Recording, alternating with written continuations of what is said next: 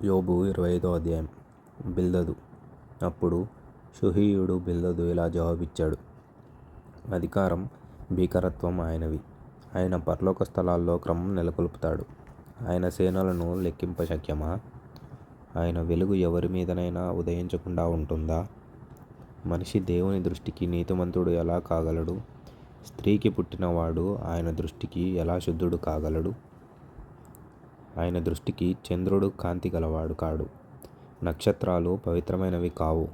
మరి నిశ్చయంగా పురుగులాంటి నరుడు అంతే కదా.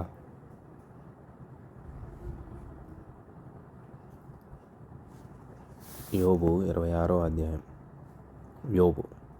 అప్పుడు యోబు ఎలా జవాబిచ్చాడు: శక్తి లేని వాడికి నువ్వు ఎంత బాగా సహాయం చేశావు, బలం లేని చేతిని ఎంత బాగా రక్షించావు.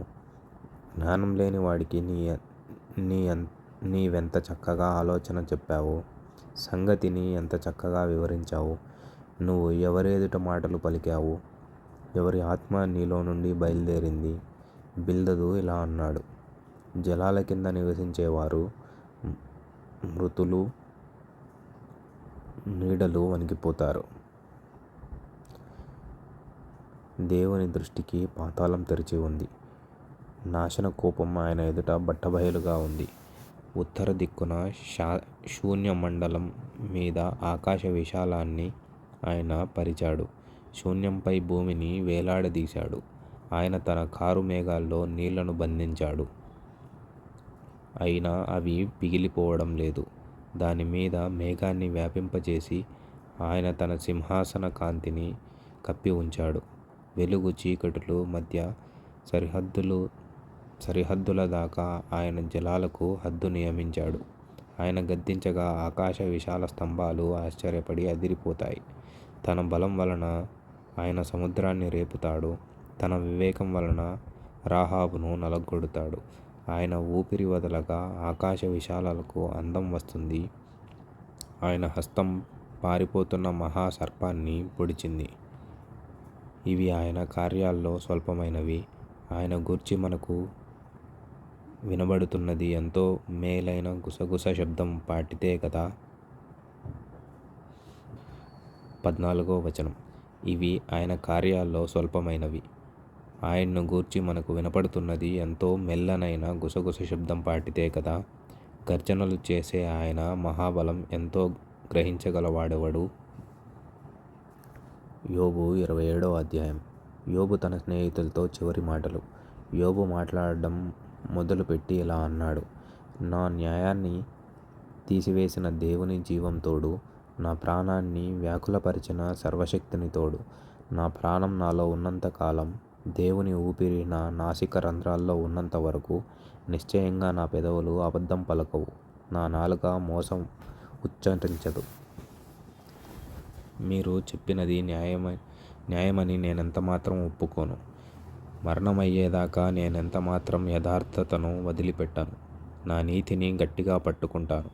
నా ప్రవర్తన అంతటి విషయంలో నా హృదయం నన్ను నిందించదు. నాకు శత్రువులు దుష్టులుగా కనపడతారుగాక. నన్నెదిరించేవారు నీతిలేని వారుగా కనపడతారుగాక. దేవుడు అతన్ని కట్టివేసేటప్పుడు, వాడి ప్రాణం తీసేసేటప్పుడు భక్తిహీనుడికి ఆధారమేది? వాడికి బాధ కలిగేటప్పుడు దేవుడు వాడి మొర వింటాడా? వాడు సర్వశక్తుడిలో ఆనందిస్తాడా? వాడు అన్ని సమయాల్లో దేవునికి ప్రార్థన చేస్తాడా? దేవుని హస్తాన్ని గూర్చి నేను మీకు ఉపదేశిస్తాను. సర్వశక్తుడు చేసే క్రియలను నేను దాచిపెట్టను. మీలో ప్రతివాడు దాన్ని చూశాడు.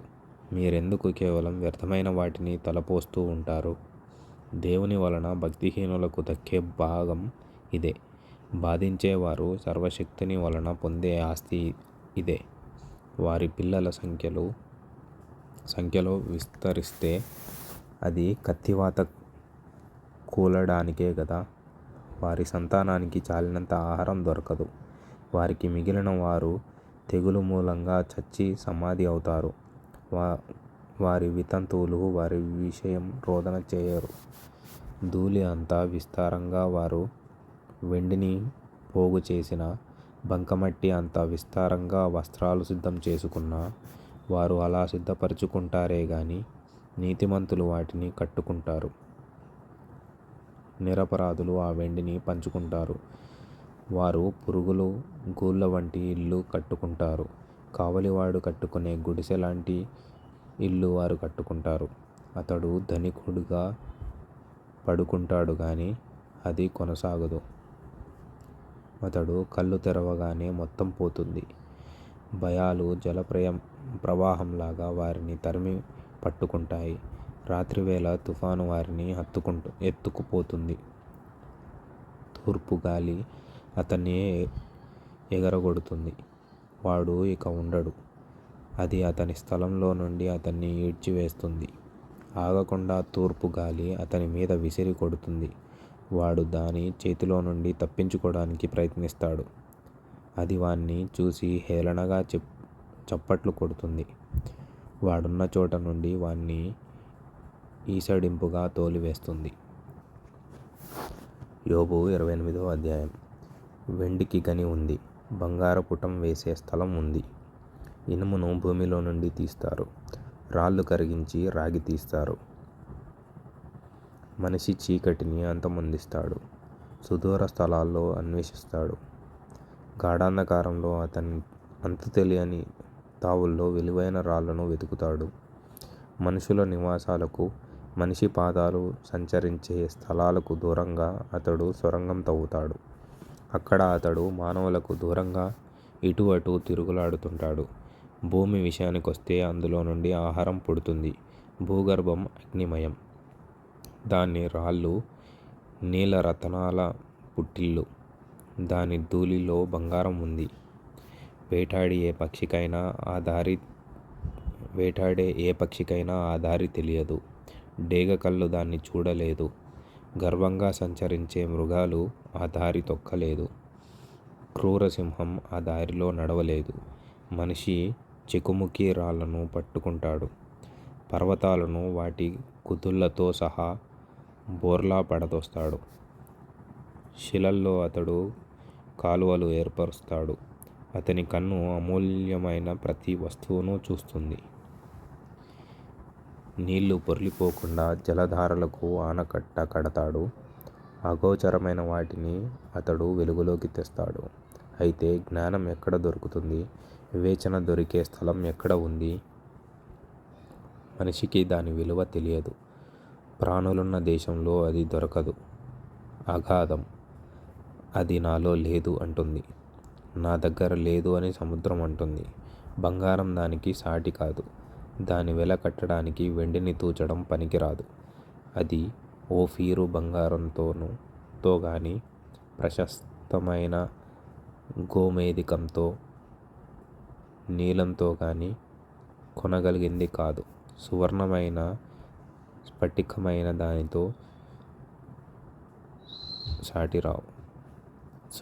సువర్ణమైన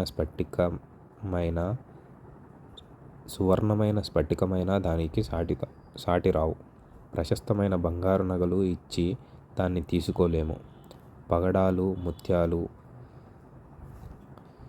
17వ వచనం. సువర్ణమైన స్ఫటికమైన దానితో సాటిరావు.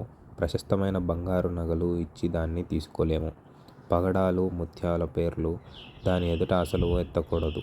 నిజంగా జ్ఞానానికున్న విలువ కెంపుల కన్నా గొప్పది. కుషు దేశపు పుష్యరాగం దానికి సాటిరాదు. మేలిమి బంగారంతో దానికి వెలకట్టలేం. అలాగైతే జ్ఞానం ఎక్కడి నుండి వస్తుంది? వివేచన దొరికే స్థలం ఎక్కడ ఉంది? ఇది జీవులందరి కన్నులకు కనిపించదు. ఆకాశ పక్షులకు అది అగమ్యగోచరం. మేము మా చెవులతో దాని గురించి విన్నాము అని నాశనం, మరణం అంటాయి. దేవుడే దాని మార్గాన్ని గ్రహిస్తాడు. దాని స్థలం ఆయనకే తెలుసు. ఆయన భూమి కొనల వరకు చూస్తున్నాడు. ఆకాశం కింద ఉన్న దానినంతటినీ చూస్తున్నాడు.